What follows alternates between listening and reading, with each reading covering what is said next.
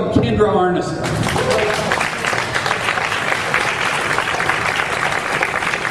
Thank you. Okay, I'm not usually a speech giver, so you guys bear with me. I'll try to make this as painless as possible. To explain to you where I live, I am indeed the one on the very end. I am at point 5 on Highway 23 in South Plaquemines Parish, Louisiana. Keep in mind through what I have to say that I am the mother of a 5-year-old little boy and an 8-year-old little girl who look like their dad. That being said, when this first happened, I really didn't know what to do, who to ask questions to, who was going to give us answers. The first day we were introduced to anyone from BP, they came into our building and said, BP does business right. Yeah, can you believe that? BP does business right and we're here to take care of everything, folks. Well, 61 days later, that's a joke, to say the least. Just to give you guys kind of a perspective of where I've been. 4 weeks ago, I stood up at a town hall meeting and I indeed did pin down all involved. And I had them stutter by the end of their speech. At any rate, I was invited the following week to go behind enemy lines. They gave me, of all people, security clearance to go into the base of operations meetings in Venice, Louisiana, 8 a.m., open door invitation to sit like a fly on the wall. Can you believe it? It's really going on. They also gave me security clearance to go into the Homa Incident Command Post, which is over the entire region of Louisiana. I've been in Coast Guard planes all the way out to the site itself, helicopters, boat rides. I have been everywhere anybody could ever want to go to really get an inside look as to what's going on. Now I want to start by telling you guys that I am not at all impressed. Someone told me this morning that they thought I had crossed over. Well, I picked a team a long time ago. My father was a commercial fisherman, and my husband's a commercial fisherman. Every man that I've ever known, loved, and respected is on the water. They're good men. At any rate, for the past week, I've heard in the ops meeting, we need to cut costs. Yes, that is what they've said, that they need to cut costs. I almost came out of my chair the first time I heard it, but I'm trying to stay where I am because someone has to be on the inside overlooking and seeing as to what's going on around. That being said, where I've seen cutting costs is quite unfortunate. What we call in Venice, what they call, the first we've got to understand this phrase, ponies and balloons. Well, the only place I've ever seen ponies and balloons is at a circus, right? At any rate, about a week and a half in, I learned what ponies and balloons meant. Ponies and balloons means that every time an official is headed anywhere near here, they get a heads up. All assets are deployed into the hardest hit areas. The official comes in, flies over, good job fellas, pats them on the back. When the official disappears out of the hardest hit area, so does 75 to 80% of the response. It's happening every day. I'm watching it, I'm seeing it. I don't agree with it. Anyone in this room's not going to agree with it, and our great nation's not going to agree with it. We are expendable to these people. We do not matter. Now, I'm going to get off that, and I'm sorry I talk in circles, but that's the coon ass in me. Y'all can follow me, then let me know. At any rate, I'm going to go into the health issues for a moment, if you don't mind. I sat through endless hours of meetings with BP's safety officers. I've sat through an hour and 45-minute meeting with the Coast Guard safety officer, both in the Homa Incident Command Post, as well as a gentleman from OSHA. In order to obtain a respirator for our responders, now this isn't just commercial fishermen, I'm talking about Coast Guard members, all responders, people off the street, everybody involved. Number one, they have to fill out an ocean questionnaire. Number two, they have to have a physical evaluation by a medical professional. But EPA is doing air monitoring. Everything's okay, it's great. Yeah, imagine that. At any rate, there is in fact some act somewhere in OSHA's law that says that volunteers have a right to wear a volunteer respirator. But, as we all know, BP has taken over our Gulf. BP rules right now our Gulf. I mean, bottom line, that's who's in charge of the situation. They couldn't even run their own company and they were in charge of this response. I'm totally appalled. They can't wear a volunteer respirator because if they're not properly trained, BP's rules are they have to be properly trained in order to wear a respirator. Now BP said that they will provide the training and they will provide a respirator, but everything's okay. So they don't need to be trained and they don't need a respirator. And as far as the right to wear volunteer respiration, guess what? If you don't follow BP's rules, you don't have a job. And that's what they told me. Now, I asked them to discuss the 7 men that were brought, 1 by helicopter and 6 by ambulance. I asked them if they were at liberty to discuss that with me. And they said, yes, ma'am, we are. I guess these guys didn't realize who they were talking to. Number 1 response from Mr. Hayward was food poisoning. 4 different boats, all in way away from each other, food poisoning. Second response was heat exhaustion. Then, Wednesday a week ago, when I sat with OSHA and BP safety officer, the OSHA man informed me that all 4 boats took Pine Sol, sprayed it all over their boats, and then sat and breathed in the fumes all day long, and that's what caused the chemical poisoning. Hold on a second. I've been on boats all my life. I've been with captains all over the place. When we spray something on a boat, we wash it right off. If not, it eats the paint off the boat. We take care of our stuff. So that right there was just a blatant out lie. So then I asked him to throw one out of left field at him. I said, well, what about the people on 9/11? He said, it's funny you asked me about that because I was working that job. We were following them around with respirators, begging them to put them on. And he actually pointed the finger at our New York firefighters. Yeah, he did. People who are dying a slow death as we sit in this room right now from chemical poisoning, pointed the finger at them and said that they turned around and gave him the 1 finger salute and said, we're not wearing a respirator, we're looking for our friends. Trained firefighters in New York? Are you serious? I wanted to just slap him in the face. But I was good. At any rate, you know, my children have broke out in 4 rashes. My child broke out in a rash the first time. I took her to Florida for 4 days. It magically cleared up. I brought her back. She broke out again. I left. She cleared up. Now today, she's broke out again. Not to mention that my beautiful, healthy, straight A student, gorgeous daughter has a double ear infection, upper respiratory problems. I left and went to Baton Rouge, and as I drove back home, clearing the throat, the stickiness, the upper respiratory irritation. You know, the bottom line here is, this morning I contacted Miss Marla Cooper, who is District 9 Councilwoman for Plaquemines Parish. And Miss Marla has 3 grandchildren in our area, and she's just a great grandparent, a good mom, and I told her, Miss Marla, we have got to call for an evacuation of our area. We cannot allow our citizens to sit like we're out in the middle of it. This stuff's on all 3 sides of my home. I walk outside and there's a haze. They're called bad air days. Folks, stay inside, put your air conditioner on recirculation. Everything's just fine. Well, why do we need to lock ourselves up in our house? You really think that's going to cut it? Do you really think that's going to make the situation better? No, it's not. Where do you think the air comes from that's in the house? Outside the house. These people, they never cease to amaze me. The lack of humanity here. I know that my parish only makes up 2% of Louisiana's population, but does that make my people expendable? This is unacceptable. They are slowly poisoning every person that I've ever been close to in my entire life, and I'm standing here saying no more. Now, if I ruffle some feathers and make some people mad, so be it. I don't care. My people are more important to me than their bottom line.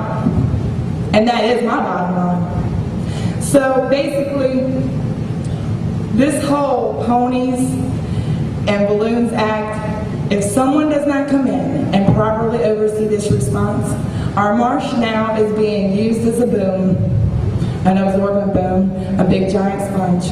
It's on both sides of us. It will fill up. It is filling up constantly. We have heavy, heavy crew penetrating our marsh all over the place right now as we speak. They deploy and then they pull them back in when a politician comes in. This is not acceptable. They're not cleaning it up.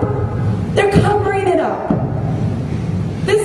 We're barely into this. This could go on for years and years, and they're already cutting costs, cutting corners, and taking shortcuts is why we're all sitting in this room today. Enough is enough.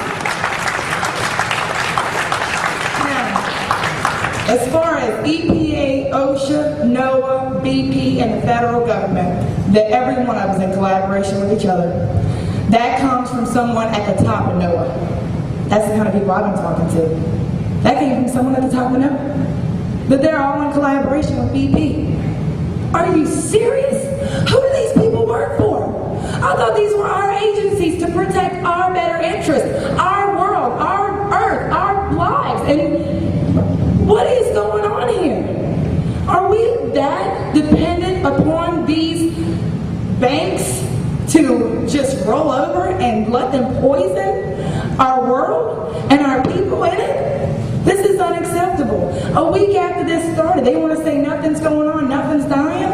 A week after this started, I traveled 70 miles east of the original site.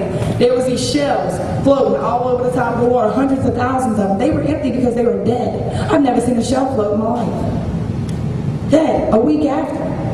4 weeks ago, when the oil was trajected to hit the west side of our peninsula, I was so mad after I went down to Paso Lucha and seen what wasn't being done there that I got in my boat, my time, and I took a trip. I also had Fox National News on my boat.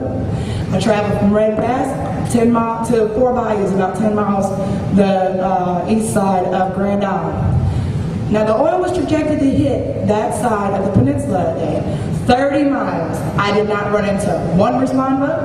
I did not run into one piece of boom, hard or soft. 150 feet of sandbags on a 30-mile stretch of shoreline. This is unacceptable.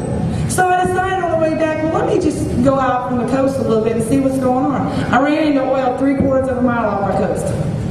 Not sheen, crude. As I'm traveling along back towards Red Pass, I look over the Gulf and I notice that there's big swarms of birds. That's not unusual. I figured they was diving on bait, but what are they diving into the oil sheen? Of course, birds don't know any better. We traveled out towards the birds. I wanted to see what they were diving into. I want to know. As we get out to the birds, I don't know if you've been on the water much or if you've seen a big school of fish. They have like a boil in the water. It looks like a pot boiling. The fish boil the water if it moves. As we drift into it, it's big bull reds with their mouths open on top of the water, laying sideways, swimming upside down in a circle. Again, hundreds of thousands of them, school after school after school. They were dying.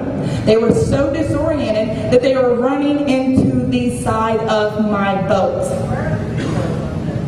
That's a real good question. Fox National News swears it's on their website, but I've searched it up and down. You know what? I've got the cameraman's phone number in my purse right there. We can call him out there and find out exactly where it's at. I called him and asked him for it over and over again, and they won't give it to me. You know what? Everybody's saying a media blackout, a media blackout. Yes, ma'am, there is a media blackout. Sydney, Australia, 60 Minutes came over and they did a real nice piece. I watched it on their website. The transcript is still there. 24 hours after the video hit the website, it disappeared. You know, as far as the fishermen can catch shrimp elsewhere comment, I want to make something real clear. We have been fighting imports and regulations for the last 20 years. They have regulated us to the point as commercial fishermen that my husband personally has 7 different permits. The only thing that my husband does not do is oyster. So if there's shrimp somewhere else, or we can use gill net or whatever we need to use in order to provide a food source for this country, a natural way to feed people, then somebody point me in that direction and let me know where it is? Because I've looked all over the place. I came back here 4.5 years ago and rebuilt from dirt because this is my home and I love Louisiana. I live right out in the middle of nowhere in the boondocks. The bottom line here is, if the country does not stand up and say no more, we must take action. We cannot sit back, and if this stuff does not stop, guys, this is going to go global. It will destroy 1/3 of the world's water. Bank on it. If they do not stop this, every ocean is connected. It will go on and on and on, as my daughter says, infinity plus 2. Enough's enough. I'll take any questions after. Thank you for listening.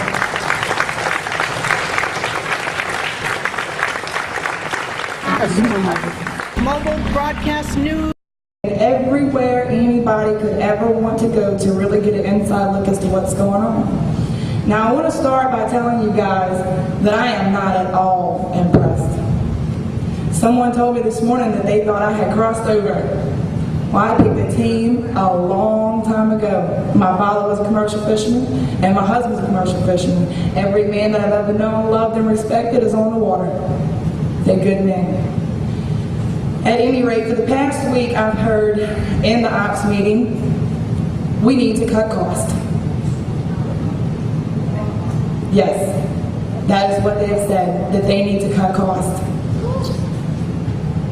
I almost came out of my chair the first time I heard it, but I'm trying to stay where I am because someone has to be on the inside overlooking and seeing as to what's going on the ground. That being said, where I've seen cutting costs, it's quite unfortunate. What we call in Venice, what they call, the first week I didn't understand this phrase, ponies and balloons. Well, the only place I've ever seen ponies and balloons is at a circus, right? At any rate, about a week and a half in, I learned what ponies and balloons meant. Ponies and balloons means that every time an official is headed anywhere near here, they get a heads up. All assets are deployed into the hardest hit areas. The official comes in, flies over. Good job, fellas, pats him on the back. When the official disappears out of the hardest hit area, so does 75 to 80% of the response. It's happening every day. I'm watching it, I'm seeing it.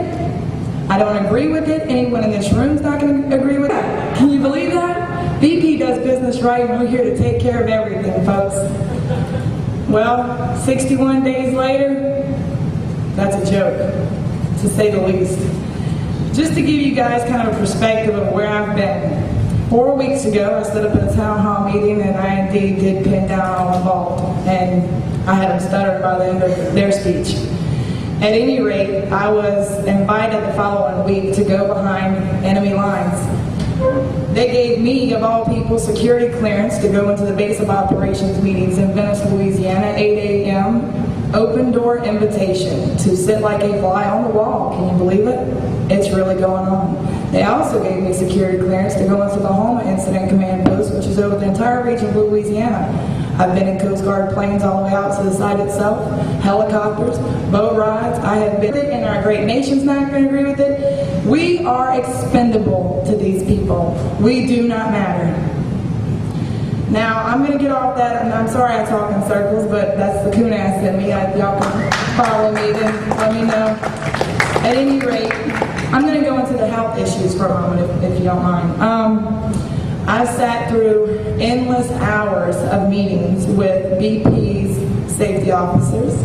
I've sat through an hour and 45-minute meeting with the Coast Guard safety officer, both in the Homa Incident Command Post, as well as a gentleman from OSHA. In order to obtain a respirator for our responders, now this isn't just commercial fishermen, I'm talking about Coast Guard members, all responders, people off the street, everybody involved. Welcome, Kendra Arneson.